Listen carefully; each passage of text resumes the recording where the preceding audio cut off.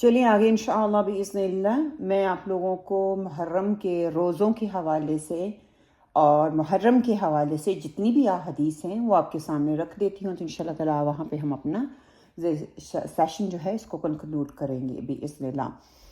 آپ صلی اللہ علیہ وآلہ وسلم نے فرمایا رمضان کے بعد افضل ترین روزے اللہ سبحانہ و تعالیٰ کے مہینے محرم کے ہیں۔ صحیح مسلم کی حدیث ہے، یہ 2755 اس کا ریفرنس ہے۔ آپ صلی اللہ علیہ وآلہ وسلم سے شورا کے دن کے روزے کے بارے میں پوچھا گیا تو آپ صلی اللہ علیہ وآلہ وسلم نے فرمایا یہ پچھلے 1 سال کے گناہوں کا کفارہ ہے۔ یہ صحیح مسلم کی حدیث ہے 2747۔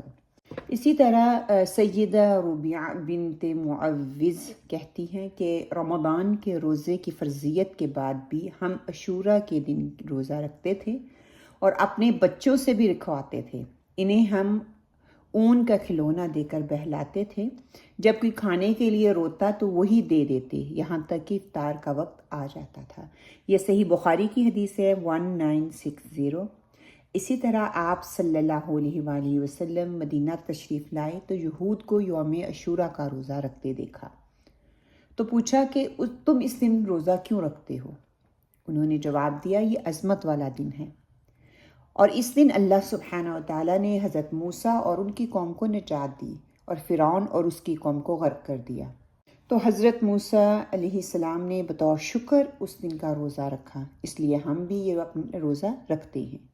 آپ صلی اللہ علیہ وآلہ وسلم نے فرمایا موسیٰ سے تمہاری نسبت ہم زیادہ قریب ہیں، اس لیے رسول صلی اللہ علیہ وآلہ وسلم نے خود بھی روزہ رکھا اور صحابہ اکرام کو بھی اس کا حکم دیا۔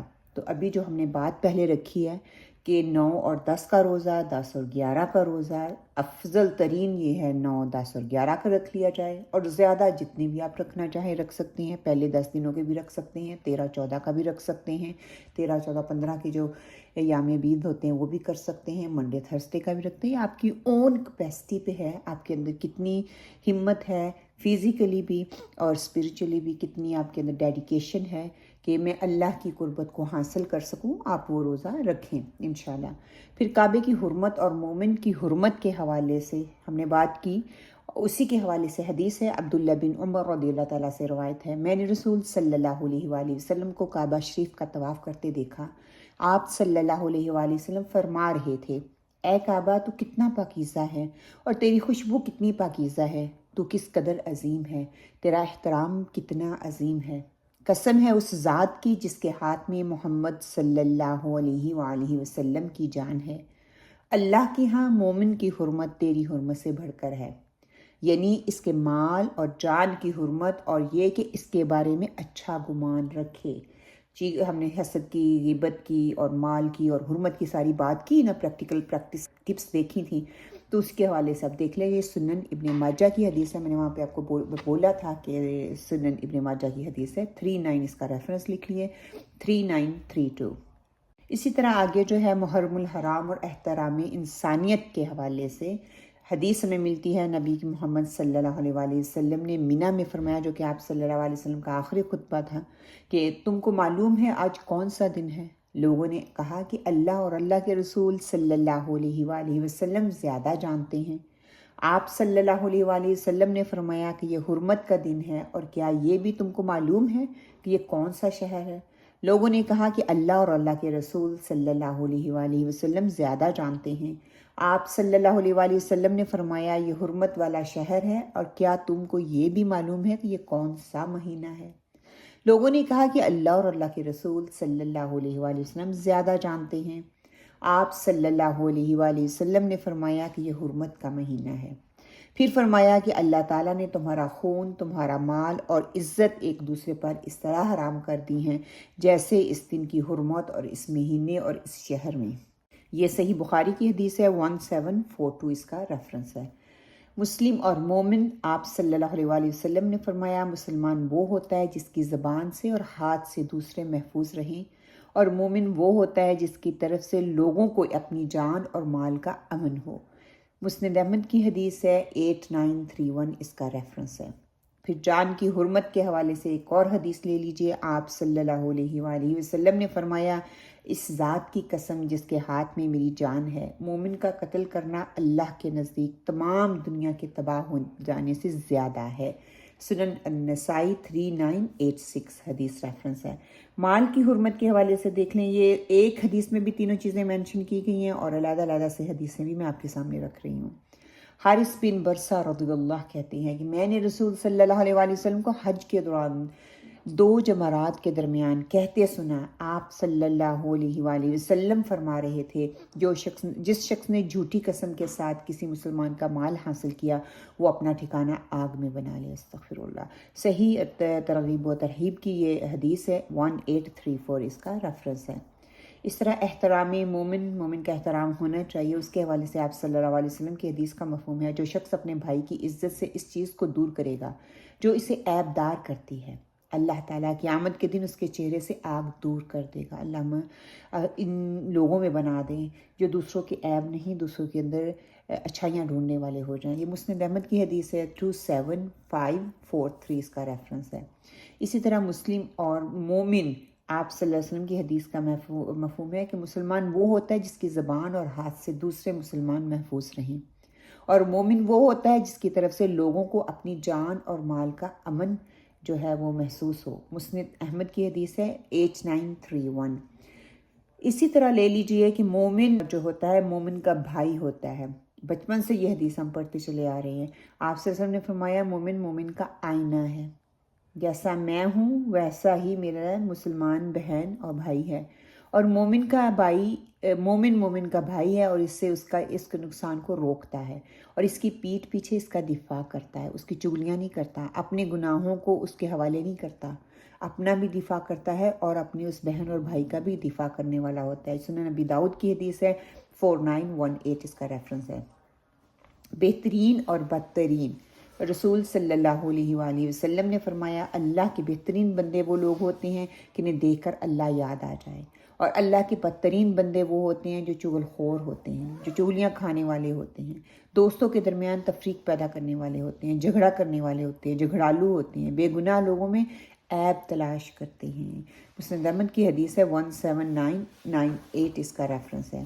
اسی طرح اگر ہم آگے دیکھتے ہیں علاقوں کی ویرانی کی وجہ، اس کے بارے میں آپ صلی اللہ علیہ وآلہ وسلم کی حدیث کا مفہوم ہے ظلم اور قطع رحمی کی بے نسبت کوئی جرم ایسا نہیں ہے جس کی سزا جلدی دی جاتی ہے، اور جھوٹی قسم تو علاقوں کو ویران کر دیتی ہے. اللہ اکبر و کبیرہ. السلسلۃ الصحیحہ کی حدیث ہے 978. تو آپ دیکھ لیں ظلم کرنا، ظلم کیا ہے؟ اللہ کے حق میں بھی ظلم ہو سکتا ہے، لوگوں کے حق میں بھی ہوتا ہے. قطع رحمی بھی ہم اپنے رشتوں کے ساتھ کرتے ہیں اور سب سے جلدی اس کی سزا دی جاتی ہے. اور جھوٹی قسم تو عام ہی سمجھا جاتا ہے، تقیہ کلامی بنا لیا گیا ہے، ہر چیز پہ ہم جھوٹ بولتے ہیں، تو کیا وہ علاقوں کو تباہ کر دینے والی ہے. قطع رحمی کی حرمت کے حوالے سے ایک اور حدیث ہے. آپ صلی اللہ علیہ وسلم نے فرمایا بنی آدم کے اعمال ہر جمعرات کو پیش کیے جاتے ہیں اور کسی قطع رحمی کرنے والے کے اعمال قبول نہیں کیے جاتے. مسند احمد 10272 اس کا ریفرنس ہے. ظلم حرام ہے. آپ صلی اللہ علیہ وسلم نے فرمایا اللہ عز و جل نے فرمایا اے میرے بندو میں نے اپنے اوپر ظلم کو حرام قرار دیا ہے اور میں نے تمہارے درمیان بھی ظلم کو حرام قرار دیا ہے، تو تم ایک دوسرے پر ظلم نہ کرو. صحیح مسلم 6572 اس کی حدیث کا ریفرنس ہے. تو اب دیکھ لیں ہمارے لیے کتنی احادیث ہمیں مل گئی. جو بھی باتیں ہم نے کی تھی کہ اس مہینے میں اپنے آپ کو بہتر کرنے کی کوشش کرنی ہے، اپنے اعمال کو بہتر کرنے کی کوشش کرنی ہے، اپنے اندر جو کمیاں ہیں ان کو درست کرنا ہے، دوسروں کے اندر نہیں ہے. پہلے اپنے آپ کو تو بہتر کر لیں، اپنے اندر کی کمیوں کو دور کریں، اپنے اندر کی برائیوں کو دور کریں. چغلی ہم کرتے ہیں، حسد ہم کھاتے ہیں، ہم حسد دوسروں سے کرتے ہیں، ہم دوسروں کی برائیاں کرتے ہیں، ہم دوسروں پہ ظلم کرتے ہیں، ہم قطع رحمی کرنے والے ہیں. مجھے اپنے آپ پہ ورک کرنا ہے، مجھے اپنے آپ کو سدھارنا ہے. میں بہتر ہو جاؤں گی، میں سدھر جاؤں گی، میرے گھر والے خود ہی بہتر ہونا شروع ہو جائیں گے. مسئلہ یہاں پہ یہ آتا ہے کہ جب میرے قول اور فعل میں تضاد ہوتا ہے تو میں کسی کو بات بتاتی بھی ہوں تو وہ دوسرے پہ اثر نہیں کرتی. تو میری پیاری بہنوں، ہم نے کوشش یہ کرنی ہے کہ ہم نے اللہ کے ساتھ اپنے تعلق کو بہتر بنانا ہے، بہتر سے بہترین کی طرف جانا ہے. جو میرے اندر کمیاں ہیں، بڑے لیول کی ہیں یا چھوٹے لیول کی ہیں، ان کو میں نے دور کرنے کی کوشش کرنی ہے. جیسے حدیث کا مفہوم ہے نا کہ انسان کی جو صغیرہ گناہ 1 سال کے پچھلے سال کے وہ معاف کر دیے جائیں گے، تو میں کوشش یہ کرنی ہے. میرے کبیرہ گناہ تو بڑے ہوتے ہیں، شاید کہیں نہ کہیں ہم رک ہی جاتے ہیں، لیکن صغیرہ گناہوں کو ہم صغیرہ چھوٹے چھوٹے گناہ نہیں سمجھتے. چھوٹے چھوٹے گناہ ہی ایک دن بڑے گناہ کا سبب بن جاتے ہیں، ایک دن بڑے انبار کی طرح ہمارے سامنے آ جائیں گے. تو ان سارے گناہوں سے بچنے کی کوشش کرنی ہے. اللہ سبحانہ و تعالیٰ سے دعا کرتے ہیں اللہ سبحانہ و تعالیٰ ہماری کوششوں کو قبول کر لے، ہمیں استقامت عطا فرمائے، ہمیں اللہ کا ذکر، اللہ کا شکر، اللہ کی رحمتوں کا بار بار تذکرہ کرنا، آپ صلی اللہ علیہ وسلم پر درود بھیجنا، قرآن کی تلاوت کرنا، سنت پر عمل کرنے والوں میں بنا دے. اللہ سبحانہ و تعالیٰ ہمارے اوپر سے زمینی آسمانی آفتوں کو دور فرما دے. اللہ سبحانہ و تعالیٰ اس مہینے کو اپنی قربت کا ذریعہ بنا دے. اللہ سبحانہ و تعالیٰ ہمیں اپنے والدین کے لیے بہترین صدقہ جاریہ بننے کی توفیق عطا فرما، ہمیں اپنے استاذہ کے لیے بہترین صدقہ جاریہ بننے کی توفیق عطا فرما، ہمارے بچوں کو ہمارے لیے بہترین صدقہ جاریہ بننے کی توفیق عطا فرما، اور مل جل کر دین کے اندر فرقوں میں بانٹ کر نہیں بلکہ ایک مٹھی ہو کر اللہ کے دین کو دوسروں تک، اللہ کا پیغام دوسروں تک پہنچانے کی توفیق عطا فرما. سبحان ربک رب العزت عما یصفون وسلام علی المرسلین والحمد للہ رب العالمین.